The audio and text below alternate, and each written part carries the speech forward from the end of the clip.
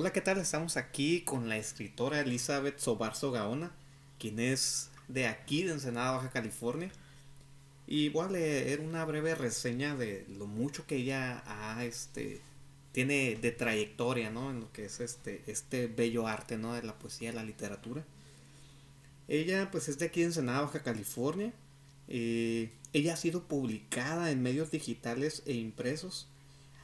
Es mencionada por respetables personajes de las artes, ¿verdad? Como lo que es Gabriel Trujillo, que es un autor de más de una centenar de más de un centenar de libros, ¿no? Que tiene ya este autor. Y también por el poeta Roberto Castillo, bajo el sello Secut, que dicha compilación pues integró poesía erótica reuniendo a las poetas más reconocidas del siglo XXI, Sí. ¿verdad? Entonces, ahorita eh, en- en- antes de seguir más con las reseñas, me gustaría también, pues, empezar un poquito más preguntándote, Elizabeth, ¿cómo fueron tus inicios en todo este bello arte de la poesía? O sea, ¿cómo empezaste a descubrir que eso empezó a llenar tu vida, empezó a ser tu pasión, tu estilo de vida?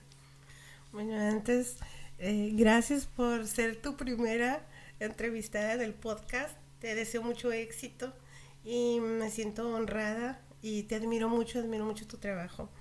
Te cuento que la escritura va aunada de la lectura y yo antes de ser escritora soy lectora. En mi casa cuando era pequeña estaba inundada de libros. Siempre mi papá lo vi leyendo en el baño, en el sofá. Mi mamá es una asidua lectora, es muy culta, es traductora. Y entonces siempre había libros prohibidos, libros escondidos, libros que yo podía leer y obviamente yo trepaba por los libros prohibidos desde los 7 años. Entonces, a consecuencia de la lectura fue que empecé a escribir y empecé a escribir en diarios y empecé como quien dice con la literatura epistolar, que me encanta, me fascina, tanto así que la transporté a este trabajo de gobierno del Estado, Voces Internas, que así fue como me introduje con los internos de las penitenciarías haciendo literatura epistolar, cartas. Y yo escribía muchas cartas y que quizá no mandé. Y en ese tiempo pues no teníamos la facilidad del chat, ¿no? Y tenía amigos en Venezuela, tenía amigos en Costa Rica y empecé como con una poesía epistolar a intercambiar cartas por el mundo. Y creo que desde los 7 años soy una asidua lectora y pues nunca he dejado de escribir. Wow, qué interesante, ¿eh? Muy bien. Y de hecho, entonces ya tú desde comienzas a leer, desde ahí dices, "Ah, voy a empezar a escribir", y a una muy corta edad tú ya entonces empiezas a adentrarte en este bello arte. ¿Cuál fue tu primera participación en la que consideraron de que, mira, vamos a invitar a Elizabeth a que nos haga o diga esta poesía? Cuéntanos una experiencia que hayas tenido así. Ahorita me viene un recuerdo del kinder donde dije mi primera poesía ¿En el kinder? en el Día de Fíjate las nomás. Madres. En el Sí, kinder. y siempre he sido, bueno, antes era muy tímida, ahora me he vuelto más diplomática. Pero la primera realmente fue en mi segunda preparatoria, que fue en un colegio de bachilleres. Tuve la suertísima de tener a un poeta reconocido, Lauro Acevedo, como maestro de etimologías grecolatinas y él me hizo una invitación, ya después de que yo salí de Kovash, me hizo una invitación para participar en su antología de jóvenes escritores y yo estoy como invitada con una poesía que se llama Abigail y es dedicada a mi mamá. O sea, le pusiste el nombre de tu mamá. Sí, mi madre se llama Luz Abigail, dice ella, Luz Abigail, y así se llama la poesía, y me refería que no era la mujer de Naval, no a la juiciosa Abigail, sino la que cometía gazapos sin mala intención, ¿no? Entonces en ese tiempo ella y yo estábamos separadas, ya que yo crecí con mi papá, y ella tuvo una nueva familia, y yo nunca dejé de escribir de ella, a menos en las antologías que la gente ha agarrado ciertos textos para de referencia, pero mis libros completos, mis poemarios, los que no están publicados, los inéditos o los que se han publicado, las fojas literarias, son dedicadas en su mayoría a mi mamá. Wow, qué padre esa sea también tu motor, ¿no? De poder seguir escribiendo, haciendo poesía. Hay algo también que me gustaría pues preguntarte, es ¿cómo es que tú te inspiras para, o cuál es tu método para poder escribir algo? Por ejemplo, no sé, te basas como que en algún tema en específico, o cómo es que tú te inspiras en en escribir algo? Bueno, yo si creyera en la inspiración diría que 24/7 estoy inspirada. Si no escribiera mi mente explotaría ya. Soy obsesiva compulsiva y las letras me han ayudado a canalizar. También mi literatura es muy catártica, pero ahora es muy divertida porque aunque estoy escribiendo una novela de thriller suspenso sobre mi familia, es un thriller suspenso ficción porque mi familia es del circo Ataide y del circo Gaona. Entonces escribo sobre el desprendimiento de cuando les quitan los animales a los circos, pero lo sitúo en una ensenada vieja. Como referencia, mi bisabuelo fundó la bombera de aquí de Ensenada. Entonces, después, mi otro abuelo, que es historiador, era historiador, me dejó a mí todos sus escritos y yo empiezo a jugar con la Ensenada vieja y a meter el circo y vuelvo a meter a mi madre en la casa en donde crecí, donde se divorciaron mis padres y en donde se desaparecieron todas esas reliquias de libros, donde me pasaba horas leyendo El Tesoro de la Juventud, que era una enciclopedia gigante verde, y, y, y fue muy traumático para mí. Y supongo que para todos los niños de 10 11 años cuando se divorcian sus papás, no, pero sobre todo para mí que me tuve que ir a vivir a casa de papá. Entonces él siguió siendo lector, pero me elevó a otro tipo de lectura. Él era medio yogi, medio astral, medio raro, medio hippie, medio adicto. Entonces me daba a leer Lobsang Rampa, me daba a leer Connie Méndez y Metafísica 4 en 1 y me empezó a llenar de lecturas diferentes. O sea, dejé la novela y la poesía porque yo era fanática de la poesía clásica. Entonces empecé a leer de repente otro tipo de literatura y después empecé a leer libros de derecho porque yo quería ser abogada, pero terminé siendo escritora. Me imagino que hay personas de aquí mismo en Ensenada que también han escrito, han hecho también varios proyectos, pero sí me gustaría recalcar en qué más proyectos tú has estado para que la gente pues pueda conocer más de ti. Bueno, yo he hecho muchas cosas que quizá no estén bien para el resto del universo, pero como persona muy rebelde que fui y que me sentía a veces excluida de Ensenada, empecé a participar en los Juegos Florales de Carnaval, que son, dentro del carnaval hay unos concursos de poesía y se llaman Juegos Florales porque antes cuando ganabas te daban una flor de oro.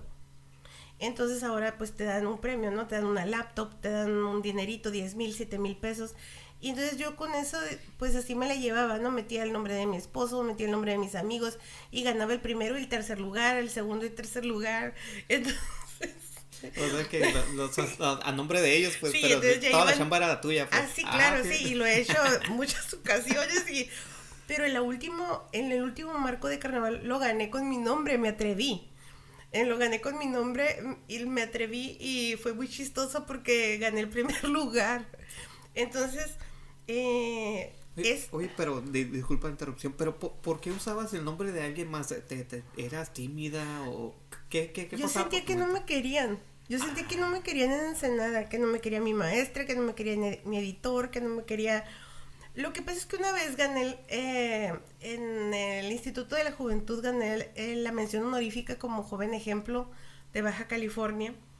Y me habla el INJUDE en ese tiempo que era la premiación de deportistas de Baja California, pero también te dan un premio como artista. Y me hablan y me sientan y me dicen, Elizabeth Sobarzo, queremos preguntarte algo. No voy a quemar a las personas porque ahora son mis amigos, esos maestros, y todos tuvimos nuestro momento, ¿no? Y el pasado quedó en el pasado. Pero les mando un saludo a Lauro Acevedo, a Flora Calderón y a la maestra no recuerdo su nombre, de una que daba clases de literatura en la UABC, de verdad no lo recuerdo. Y me hablan, ¿tienes problemas con estas 3 personas? Y les digo yo, ah, no, así es mi editora, es mi maestra, es mi primera editora. Ella me ayudó a publicar este libro, el de Antología de Jóvenes Creadores con Juan Carlos Reina. Como paréntesis, te cuento que es el acordeonista de Nortec.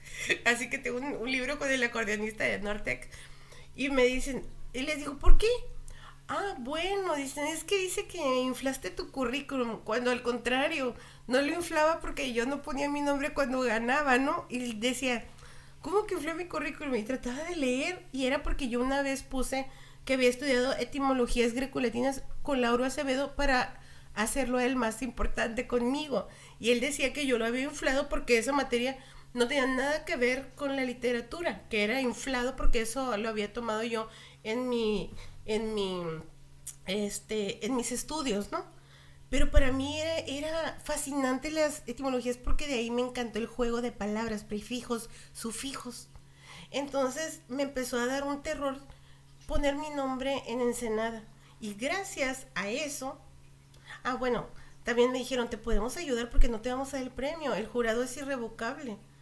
Y entonces me mandan otra vez y voy con en aquel entonces el presidente, el gobernador González Alcocer, y le digo, ¿sabe qué? Pues soy estudiante, soy escritora, tengo 19 años, vivo sola, eh, y he ganado estos premios, he ido a representar a Baja California, al DF, bueno, a Ciudad de México y a varias partes, y se me está lloviendo la casa y no tengo computadora porque se me mojó, y no tengo electricidad, escribo con velas, y no me quieren dar mi premio porque inflé mi currículum. Le fui muy honesta, ¿no? Y me llegan unos señores trajeados tipo hombres de negro a la semana y me dicen, hola Elizabeth Sobarzo, el gobernador manda decirnos que sí, ¿qué es lo que necesitas aparte de este equipo de computación? Y me techaron todo, me pusieron electricidad, me pagaron el recibo de electricidad, porque afortunadamente pues tenía casa propia a los 19 años, yo que me había heredado mi abuelo historiador. O sea, sí, sí, o sea, ya viendo, ahora sí que más a fondo lo que estabas pasando también, o sea, sí, sí, sí hubo entonces un apoyo por parte del gobierno para que tú continuaras y, pues fueron, como tú dices, a tu casa, te pintaron, te techaron, y aparte de eso, ¿hubo más apoyo o solamente ahí quedó? Tuve mucho apoyo de mi primera maestra, Flora Calderón, al principio, el apoyo debido, ¿no? El inicio, el empujón. Trabajé en los talleres arcoíris, que fue el programa piloto para rincones de lectura, que después se hizo ya una asignatura que va en los certificados, ¿no? En las constancias escolares. Entonces yo fui de los programas pilotos para poder hacer ahora lo que es arte en las escuelas. Y también trabajé en INEA como voluntaria, y incluso firmé un papel donde decía que estaba juntada con un originario de, no me acuerdo si era de Guerrero o era mixteco de Oaxaca, así que por ahí debe tener un terrenito con un originario de Oaxaca, pero no importa porque pues yo tengo un terrenito también mío, así que se lo quede él. Pero eso fue gracias a Inés. Fíjate. Wow, o sea, qué interesante ver todo lo que has pasado para poder tener toda una gran trayectoria, ¿no? Momentos fáciles, momentos también de lucha, tristeza. ¿Podrías decirnos un momento también que haya marcado fuertemente tu vida, para que también a raíz de eso tú dijiste, pues voy a también escribir algo? O sea, ¿podrías compartirnos un poco? Claro que sí. La muerte de mi abuelo, que fue como mi padre, mi tata Pancho, él nunca tuvo hijos. Mi abuela era su hermana adoptiva, y él me dejó un terreno en la zona centro de Ensenada, y él me dejó todos sus escritos como historiador. Era capitán de un sargacero. Me dejó un Rolex de oro y me dejó un anillo de 12 diamantes, que gracias a que mi papá siempre hizo también tranzas como yo en la literatura, pero él en la vida real, vendieron mis cositas, ¿no? Ahorita tendría un Rolex de oro aquí presumiéndotelo. Pero ¿sabes qué? Es más bonito tener desde cero las cosas tuyas. Y refiriéndome a las cosas trágicas, la literatura siempre me orillaba a la tragedia, o la tragedia me orillaba a la literatura. Yo creía que yo no podía escribir si no sufría. Entonces me picaba las heridas y me lastimaba sola. Y después cuando vas creciendo y vas madurando y vas encontrando a Stephen King y vas encontrando a la diversión de las letras, te das cuenta que también la literatura barata o la literatura comercial te hace feliz, ¿no? Y empecé a escribir narrativa y empecé a escribir mi novela. Entonces, no solo era mi poesía o mi narrativa, mi prosa, mis ensayos son catárticos. De hecho, mi primer ensayo, al que me publicaron en portugués, en inglés y en francés, salió en una revista de uno de mis poetas favoritos, José Vicente Naya, que dicen que habla de mí en ciertas conferencias. Me publicó en Aquilón. Aquilón es una publicación que se dejó de hacer, pero es una publicación fuertísima para Latinoamérica. Entonces, cuando me publica él, yo no publico con mi nombre, o sea, todas mis primeras publicaciones las he hecho bajo seudónimo. A mí me mandaron a estudiar medicina y yo terminé escondida estudiando letras, ¿no? Entonces, en Aquilón escribo como Soren de papel. Era mi seudónimo, Soren de papel. Y yo creía que si escribía con un nombre de hombre, me iban a publicar. Y no estaba equivocada, pero más bien yo era muy insegura. Y entonces mi primer ensayo, tuvo una súper buena crítica a los 19, 20 años, fue bajo un seudónimo. Y tengo mi libro de esos ensayos aún no publicados que se llaman Ensayos de execración. Y son ensayos que hice sobre el silencio. Después empecé a hacer ensayos sobre ayunos de silencio. Pasaba semanas yo en silencio completo escribiendo y hablaba en voz bajita como en los claustros, porque mi sueño en algún día, en mis depresiones de adolescente era irme cuando mis hijos estuvieran grandes, cuando ya no tuvieran responsabilidad, irme a un claustro de silencio a vivir en silencio, hacer mantequilla y rompope con las monjas y escribir, porque yo a los 14 años quería ser monja, pero mi mamá no autorizó la hoja para que yo me metiera al claustro de las adoratrices, porque no quería ser una monja ayudante de un padre, yo quería ser una monja adoratriz, de las que guardan silencio y rezan día y noche. Wow. Oye, Elizabeth, ¿y qué ritual utilizas para poder escribir? Audífonos y soledad. Se me salen todos de mi cuarto, que es mi oficina. Yo hago pasta en pijama, porque también hago, o sea, no solo escribo literatura, o sea, no solo escribo poesía y narrativa, yo también hago dinero haciendo tesis para otras personas. O sea, llegan las personas y te dicen, oye, ¿cuánto es la tesis? Ajá, sí. ¿Sí? Si tu regalo de Navidad te lo compré con una de las tesinas de una maestría de CETIS que le hice a una maestra. Wow. ¿Sabes qué? A mí me gusta la malandrés. Me gusta la malandrés y me gusta jugar con el sistema. Me gusta reírme del sistema. Me gusta que, no sé, que caiga el sistema, que acabe el sistema. Y siempre he tenido cara de inocente, pero he sabido sobrevivir con las letras.